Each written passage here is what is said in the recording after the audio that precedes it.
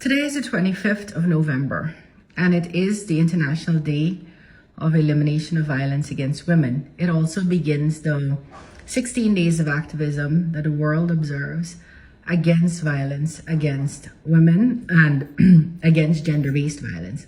So today I'm going to, as I promised, every day for the 16 days, I'm going to bring you some kind of information that I hope would be useful to you or people around you. Today, I'm going to tell you what domestic violence is. Domestic violence is domestic in nature, so you have to have some kind of domestic relationship that is romantic or familial. It does not relate to strangers. And many times we think domestic violence is a cuff or a kick, a slap, a throw down the stairs, a kick in your belly, and it often is. So that is domestic violence. But sometimes it comes in forms that we wouldn't think is violent. You're ugly, you're fat, you're worth nothing without me. It's verbal abuse. You're stupid. Those are all ways men can abuse women verbally. Or emotional abuse, having you question your sanity, having you question your worth, having you question your belonging, having you question your esteem. Or financial, withholding from you money. So if you want to buy something, you got to ask him. He stopped you from working. If you want to buy underwear, you got to go to him for it first. If you want to change out your menu, you have to ask him first.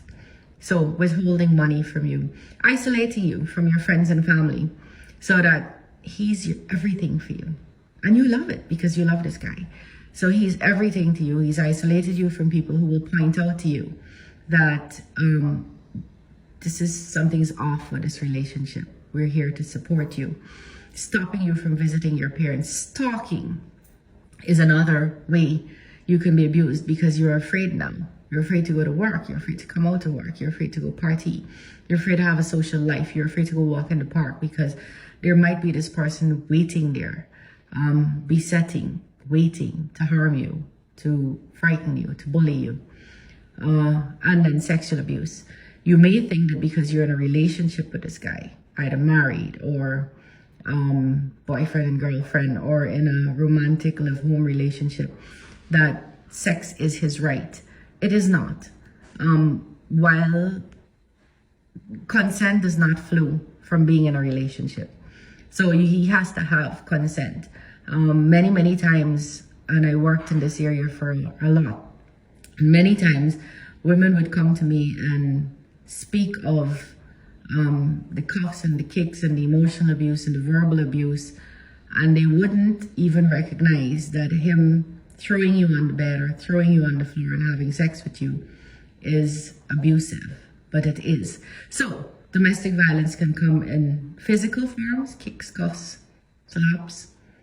It can come in verbal forms where you're told the most horrible things about your body, about your parts, about your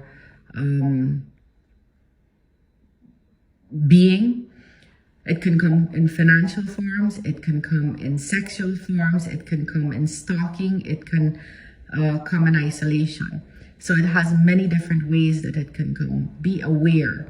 Anything that makes you feel lower than yourself, anything that makes you feel worse than you are, anything that lowers your self-esteem is probably something meant to do that, and it is most likely abusive.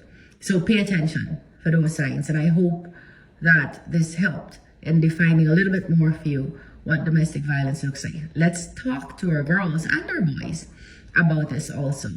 So to our boys about what they should not be doing, to our girls about what might be signs of domestic abuse, that it's not always going to be the cuff and the kick and the slap, that it can come in other forms.